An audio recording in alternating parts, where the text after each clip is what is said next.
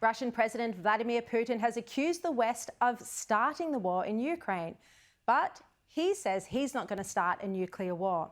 At the end of his 2-hour speech, Putin said Russia was suspending but not exiting the nuclear arms reduction START treaty with the US. Peter Jennings, Defence and Security Analyst, joins me now from Canberra. Peter, so great to have you with me.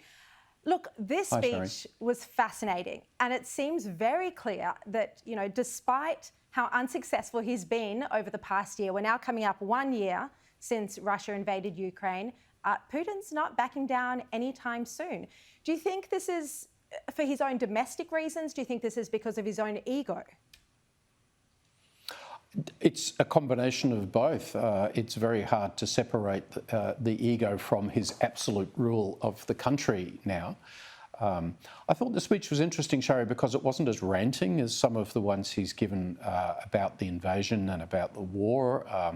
There was no real threat of use of nuclear weapons. It was really a message to Russian citizens to say, we are under attack. We, Russia, are under attack more widely from the West. And we have to knuckle down and accept that this is going to take a long time to deal with. And I think that's his domestic concern, is that there doesn't appear to be a lot of support for the war inside Russia.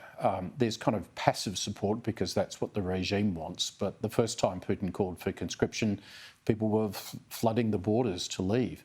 Yeah. So I think his real challenge is how does he sustain domestic support for what is increasingly an unpopular conflict. The NATO boss has said that we should prepare for more war from Russia. Do you think this is just going to be in Ukraine, or Putin's going to set his sights elsewhere? Look, there's a risk of it, but the truth of the matter is after 12 months, the war is still being localised in Ukraine, and Russia has really done nothing to suggest that it's interested to pick a fight with NATO. Yeah. So I think inside Ukraine it will be for the foreseeable future. But, you know, there's always a risk. A missile just lands in the wrong place or something happens, and then the conflict has a potential to spread. And just before we move off Russia, because there's so much to talk to you about, are you worried about Russia exiting the nuclear treaty? Look, I think it was inevitable that this was going to happen because one of the things Putin has been doing is investing money into a whole range of exotic new weapons technology, including unmanned nuclear submarines that are supposed to sort of explode off the American East Coast and swamp cities. So Putin doesn't want to be constrained by arms control agreements. And I think his speech is really just a vehicle to say that's something we're moving from now, and to blame the West and to continue to do what he wants to do.